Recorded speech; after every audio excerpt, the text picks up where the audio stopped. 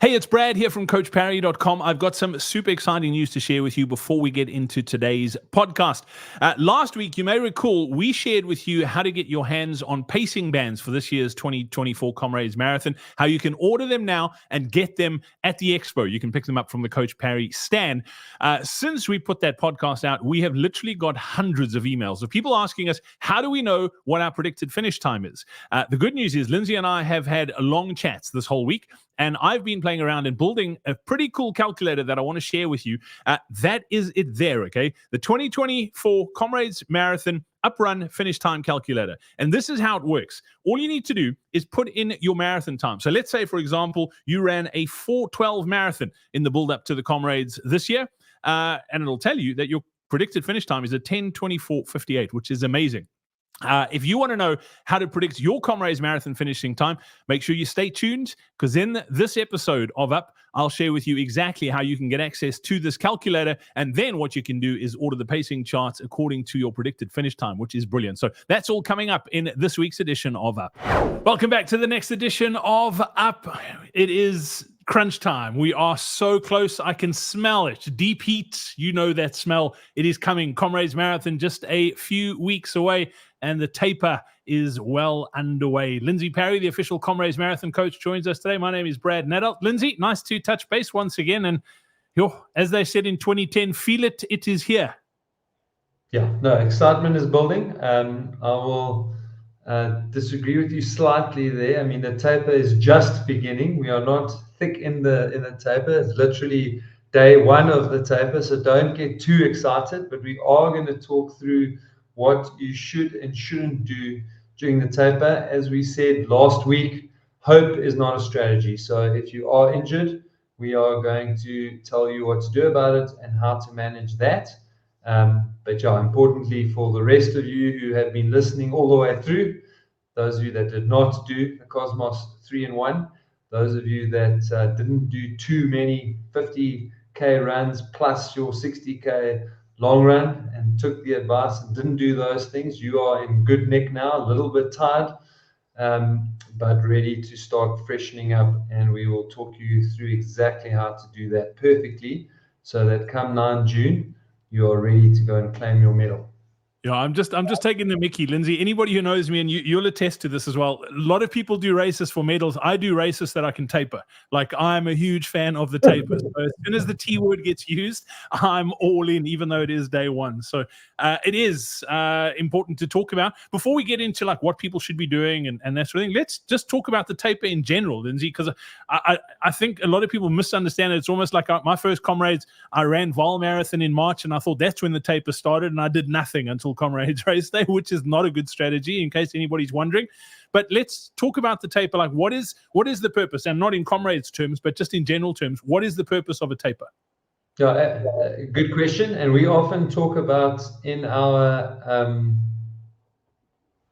when we talk to people about should you worry if you're injured and you're missing training, and we kind of talk about the 2-3 week rule, and that is that the first 2 weeks of not doing anything,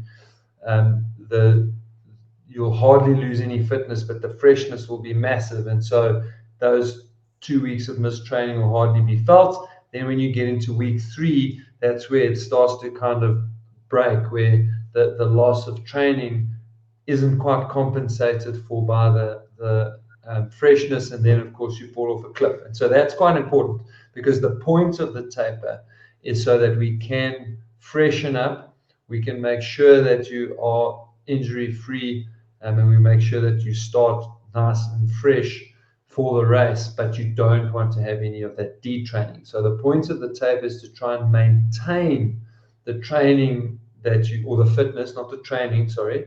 It's to maintain your fitness, but to really push up the freshness, so that when you arrive on race day, you haven't lost any of the fitness, but you've gained a lot on freshness, and that then really allows you to perform at your best on race day. So that's really, in a nutshell, what we're trying to achieve over the next 4 weeks. All right, cool. And it doesn't mean not training. I think that's also important. It's not like you've trained now you can sit on the couch, feet up, watch a lot of sport, you still need to be ticking over, because that's the interesting thing about that sort of detraining when you do take time off. You talk about the 2 weeks. That's if you're doing absolutely nothing. So if you're ill, as an example, you take 2 weeks off, you don't lose anything. It's only in week 3 that you start that detraining. But if you're ticking over and you're doing stuff, it actually, you're still keeping that fitness. You're not losing anything. No, 100%. And I mean, I think last week we spoke about this is your last week of proper training. And now I can see everyone in their living room, and it's like the first episode of Chasing the Sun 2, and they're all going, but Coach Perry, you lied to me. You said we were going to start tapering this week. And the reality is that we are starting to taper this week, but your Monday to Friday must stay pretty much unchanged for the next 2 weeks. So for the next 2 weeks, you're going to Monday to Friday be pretty much what you've always done. It's the weekends that are really going to come down. So this weekend coming, you are 3 weeks out, and again, I'm going to break this up into the medals. But your kind of 10-hour and slower, you're going to go at like 25 Ks max. And then for the rest, you can go 25 to 30 Ks.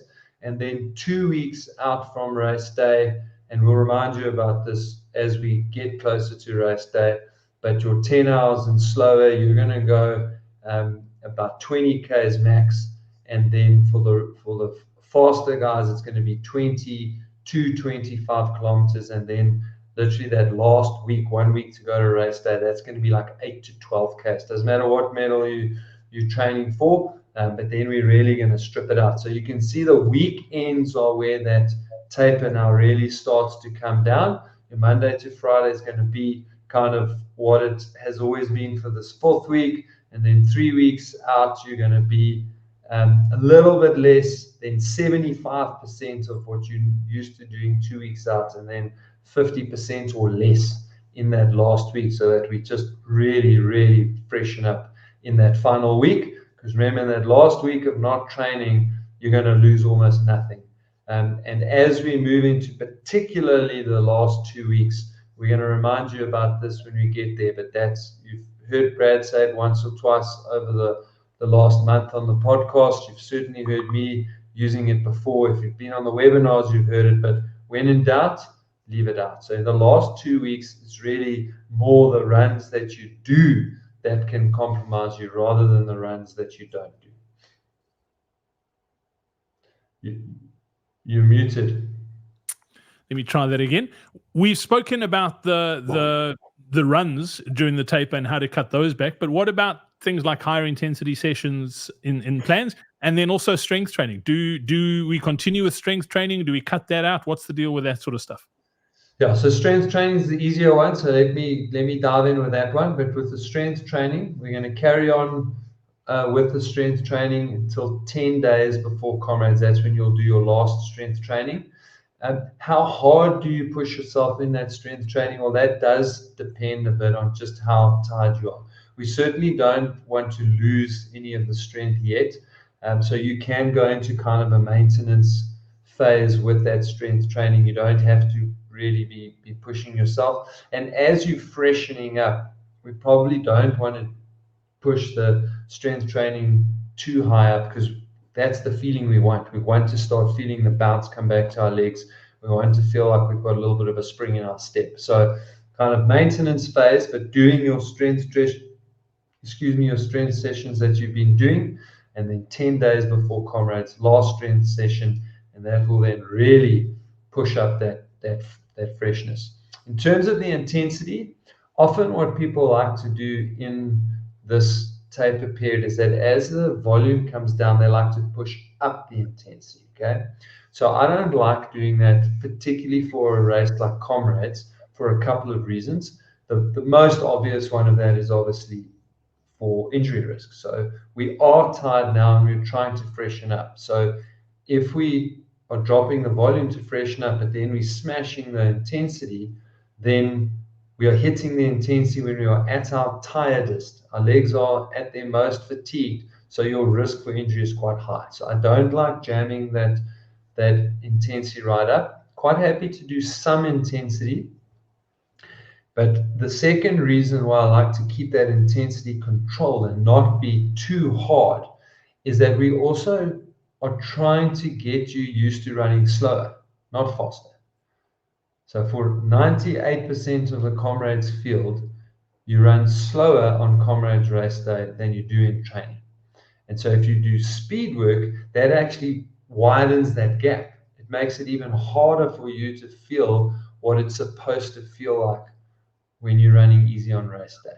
So that's one of the big reasons why I don't like doing that speed work. And then the final reason, quite simply, is that especially up on the high veld and especially in the southern hemisphere, is that when you push up your intensity, that really drives your respiration. And we've got cold, dry air. And if you're breathing in cold, dry air and you're breathing it in deeply, that really can predispose your lungs to losing part of their first line of defense, which is the moisture that we keep, that like very healthy mucous membranes around our lungs, which is our first line of defense against germs. If you're breathing in very deeply cold, dry air and you're drying out those mucous membranes, that's going to mean that when you go out into the public and you go to family gatherings and you go hang out with people, that you're actually going to have that first line of defense against the germs compromised. So we don't want to risk injury. We don't want to upset our odometer and make it harder for us to feel race pace on race day. And we don't want to increase our risk of turning a nasal drip into a chest infection or of getting a germ in there. Lindsay, let's just talk a little bit about nutrition during the taper as well. Obviously, Comrades, for a lot of runners, Comrades training, you end up losing a lot of weight along the way.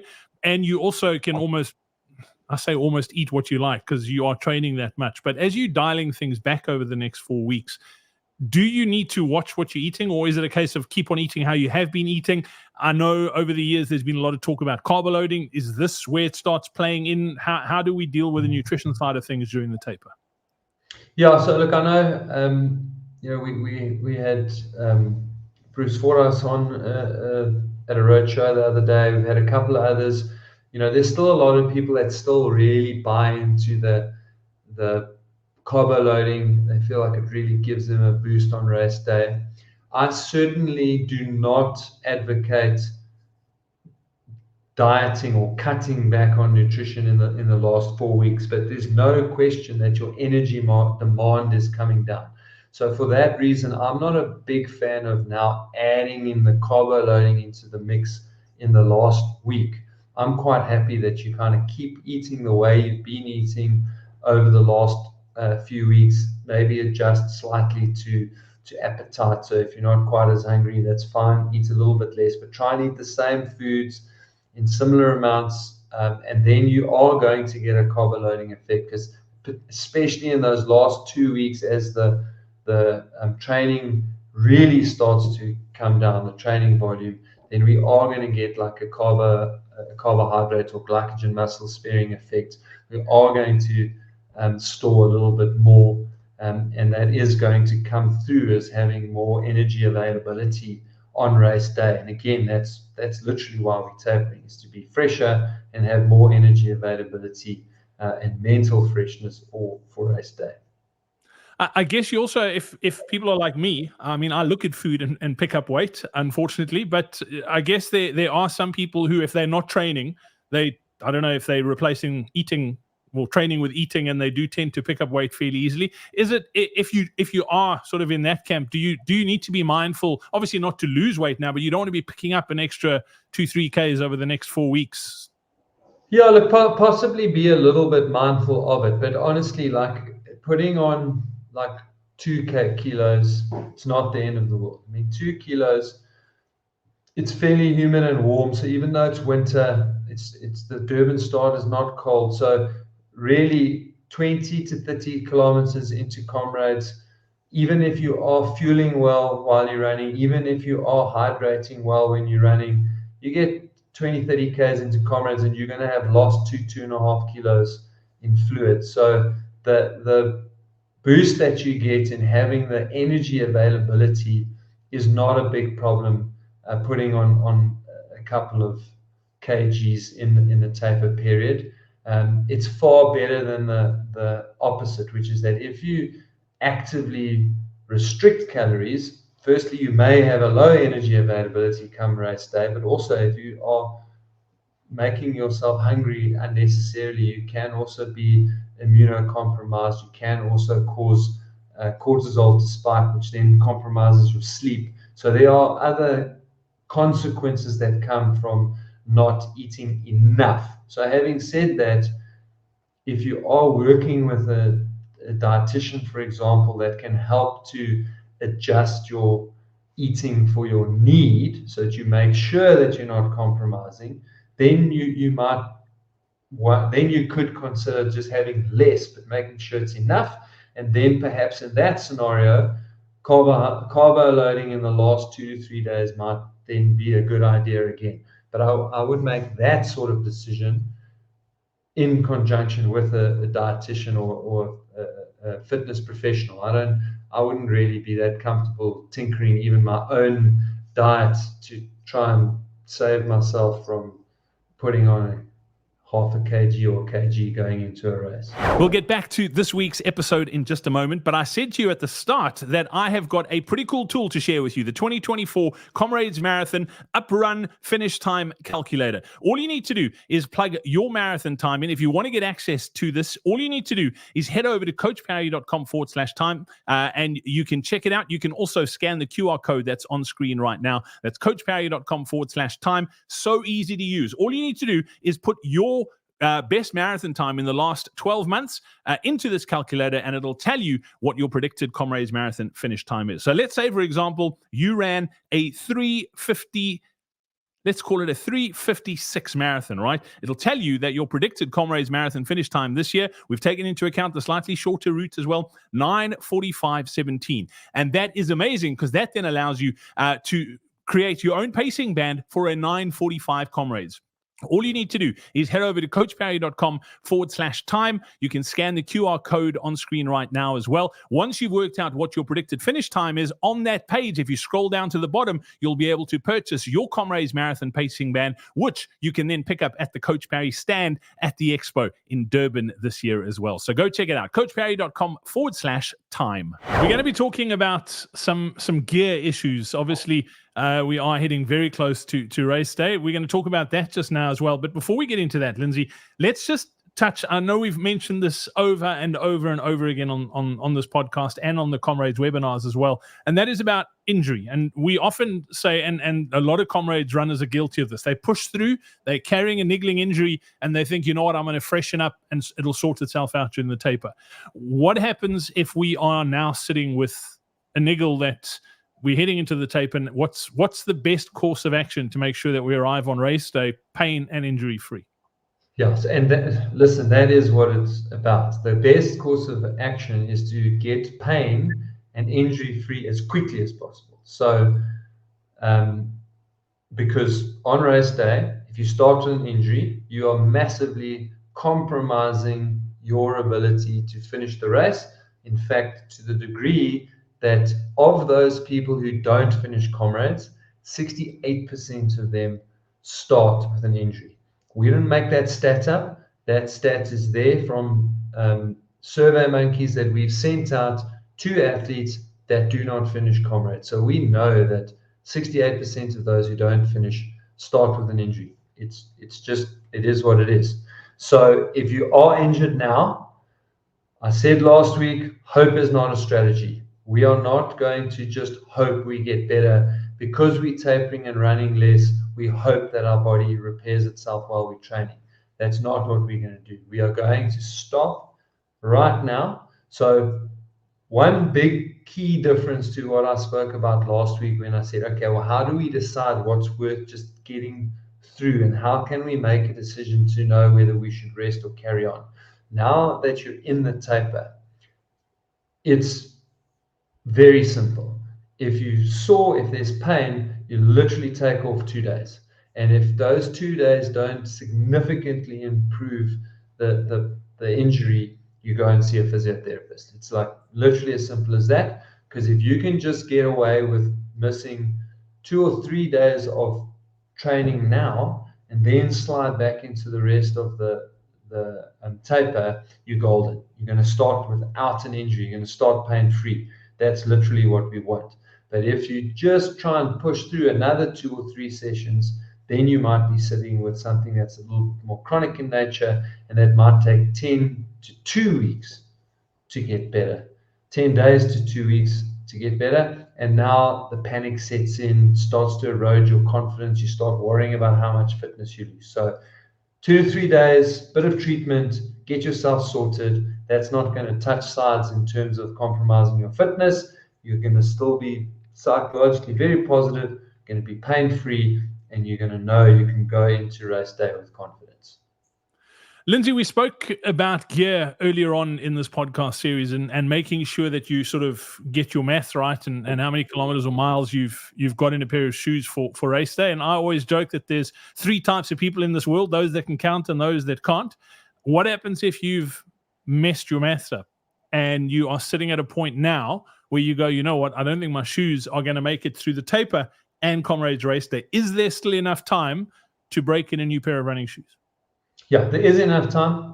If a pair of shoes has been lost or stolen or whatever, then there's definitely enough time. Between now and Comrades race day, depending on the medal you're training for, you may not get to the kind of 150 to 250 perfect window for the shoe that you're going to race in, but you'll definitely get enough kilometers in that the shoe will sit comfortably and your foot will just start to make that little imprint into the inner sole, which really just stops the excessive sliding.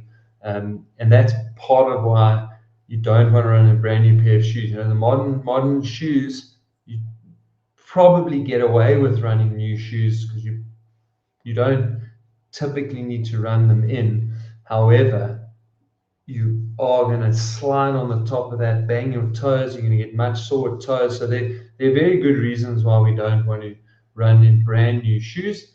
And obviously, the closer you get to race day, when you realize that this is potentially an issue, the more we need to start looking at ways to spend more time in the shoe so that we can get that imprint. And worst case scenario, it's race week and your shoes get stolen or they melt in the washing machine, or there's an unseasonable storm and you put them in front of the fire or heater to dry and they melt. So if that kind of crisis hits, then hopefully the inner sole will still be intact and you can stick your old insole into the new pair of shoes to just really help you settle into it. But hopefully that won't be too close to race day.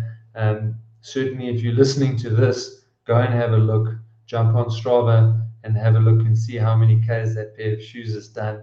And if it's over 450, I'd be like, hey, let me go and get a new pair of shoes. Let me try and get that pair of shoes to around the 100K mark or a little bit more before race day. And then it'll be well worn in, lots of cushioning. And for a race like Comrades, you do want to be in a newish pair because that newish pair is slightly more cushioned and it's going to feel better for longer. That's the simple truth. I'm having a quiet chuckle to myself, Lindsay, because I think you've put some subliminal messaging out there. I mean, if people's Comrades dreams haven't started yet, they're definitely going to start now with you talking about shoes being melted and aliens stealing them and things like that. So sorry if Lindsay's just messed up your sleep over the next 4 weeks. Yeah, and that's a good point. We spoke about sleep 3 pods ago, but what you are talking about is real. So make sure you get good sleep now, because there's definitely compromised sleep coming with nerves and nightmares. So get in that sleep now. Make sure that you have a few days worth shored up so that the odd bad night doesn't put you in too much of a bad mood or make you too tired. Yeah, if anybody's had any Comrades nightmares or dreams yet, please let us know. I love hearing about them, and I've had a few in my lifetime. One of my favorites was dreaming that I was on the start line of Comrades and I looked down and I had school shoes on, like those black Barter Tuffies. That's what I was going to be running Comrades in. Thankfully, it wasn't true. But if you have any dodgy Comrades dreams, let us know in the comments below about those. Lindsay, I forgot to ask at the start of the podcast when we were talking about sort of strength training and then in the taper, what about cross training? If somebody is doing a bit of cycling and swimming, is that still okay in the taper, or do they need to back a bit as well? Yeah, I'd cut that down as you do with your running. And what people who are doing cross training, what I'll often let them do to really get that tapering effect is that in the last 2 weeks, depending on how much they are training, but in those last 2 weeks, I might even substitute some runs with cross training to really just freshen up. But that is typically more in my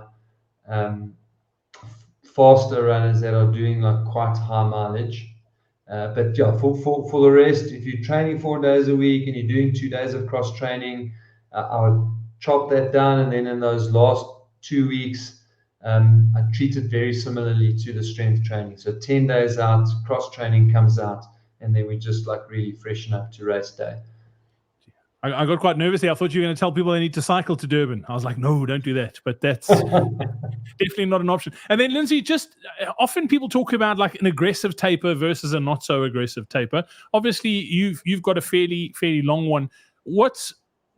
Is there benefit in going slightly closer to race day than having a really aggressive last 2 weeks, or is the 4 weeks as you've got it in your Comrades planning like the most optimal way about doing this? So the aggressive taper is often quite nice psychologically because you feel like you're training like right up to race day. The problem is for a lot of people is that when you remove the stimulus that aggressively, it's like it's fine, they feel good right up to those 2 weeks out, but then when you whip that training out, you feel really bad, and then you right towards the end you come back sometimes, and so that's the sort of thing you would experiment with on yourself, perhaps in other less important races, to try and figure out how quickly you bounce back from really stripping out a lot suddenly. This way, much more gradual, most people respond a lot better to it. It's a safer way of doing it. Let's put it that way. It's more conservative. And I think by pushing your taper much later, you potentially get greater rewards. Certainly mentally, as I said, you feel quite good for longer, but it can really play on your mind in those 10 or so days that it takes for you to bounce back, that you just feel miserable and grumpy and can't sleep well, because you've just suddenly had this stimulus removed. So I certainly prefer that longer, slower taper for most people. And then, once you've done 5, 6, 7 Comrades, hopefully you can experiment over the years and figure out what works for you, so that you can then make the best decision for you as an individual. Cool. Lindsay, taper is super important. We've covered a lot of ground today. Is there anything that we may have forgotten, that I've forgotten to ask you? Is there anything? I think we've pretty much covered it all, haven't we? No, I think we've got it. We haven't spoken about illness, but I think that's the same as the injury. So if you're sick, you absolutely want to try and avoid that from getting into your chest. So, I spoke about the high intensity and the increase in risk, but I didn't talk about what happens if you actually get sick. And it's the same as the injury. It's not, for me, over the next 3 weeks, it's not even a question. If I'm sick, I stop. I rest until I'm better. It's like as simple as that. And then we'll talk about it in the final run-in, but it becomes harder. What decision do I make if I'm sick and there's a week left to Comrades, and how do I decide whether I shouldn't run or should run? But that's for later. For now, if you're sick, you stop, you rest, you get healthy as quickly as you can. I think that's the only thing that we haven't covered. Otherwise, just try and stay healthy, make sure you're injury free, smile. It's definitely getting easier from here. as Brad said, you're putting the small wheel on the front at the start. That made me giggle, because if you put the small wheel on the front, it feels like you're going downhill all the time. Exactly. It's the way to do it. All right, cool. Don't forget, we have another Comrades Marathon webinar, official Comrades Marathon webinar next week. It's the final one in the series for 2024. So do join us for that. The link to sign up for that webinar is in the show notes and below this video as well. If you've registered for one of our prior webinars, you will get reminders, so you don't need to register again. But if you haven't seen or joined us live for any of those, please do register so you can get all the details. We look forward to having you on that webinar. It's always, that last one's always my favorite one, because the work is done. It's a bit of a celebration of the work you've done. And we'll be talking a lot about race day and getting to Comrades, and then also how to manage yourself throughout the course of Comrades on race day. So that is definitely one you don't want to miss. They're always fun when we do them. Looking forward to that. And as Lindsay mentioned too, closer to Comrades race day, we'll also be sharing with you Lindsay's strategy on how to save yourself 20 minutes on race day. So make sure you are subscribed to this podcast on whatever podcast player you listen on, or on YouTube. Just make sure you hit the subscribe button below this video. And as always, please don't forget to share this this content. If you do get any value out of it, we really do appreciate a thumbs up or a subscribe as well. So from myself, Brad Nadalt, and the coach Lindsay Parry, until next time, it's cheers.